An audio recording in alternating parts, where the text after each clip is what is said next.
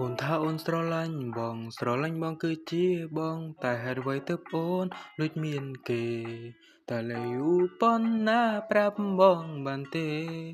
ឲ្យបងបានអស់ចិត្តអូនថាវាមិនពិតទេអូនមិនបានស្រឡាញ់គេគ្រប់យ៉ាងគឺមិនដូចបងគិតរាប់អានគ្នាធម្មតា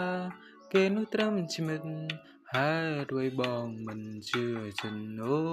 នតាមផ្ទាល់នឹងភ្នែក អូននៅហ៊ានប្រកែកគិតបងងងពេកទេដឹងបើស្រឡាញ់គេចេញទៅ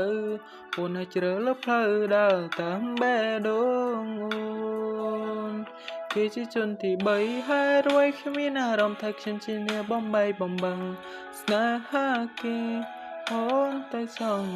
ថាគេចង់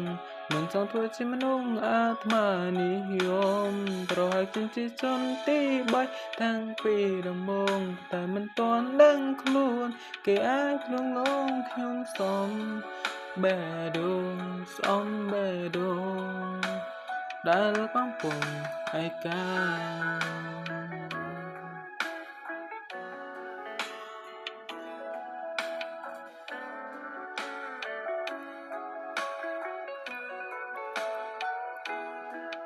តាមតងផ្ទាល់នឹងភ្នែក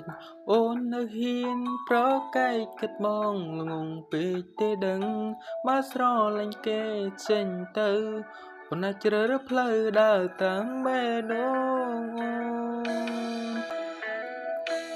គេជាជនទី3ហើយអ្វីខ្ញុំមានអារម្មណ៍ថាខ្ញុំជាអ្នកបំបែកបំបាំងស្នេហាគេអូនតែចង់ថែគេចង់មិនសងធ្វើជាមនុស្សអាត្មានិយមប្រហែលខ្ញុំជាជនទី3តាំងពីដំបូងប៉ុន្តែមិនទាន់ដឹងខ្លួនគេអាចលួងលោមខ្ញុំសំបេះដូងសំបេះដូងដែលកំពុងឯកាគេជាជនទី3ហើយរួយខ្ញុំមានអារម្មណ៍ថាខ្ញុំជាអ្នកបំបីបំបាំងស្នេហាគេអូនតែចង់ថែខ្លួនចង់មិនចង់ធ្វើជាមនុស្សអាត្មានិយមប្រហែលខ្ញុំជាជនទី3តាំងពីដំបូងគ្រាន់តែមិនទាន់ដឹងខ្លួនគេអាចលួងលោមខ្ញុំសំបេះដូងសំបេះដូងដែលកំពុងហើយកា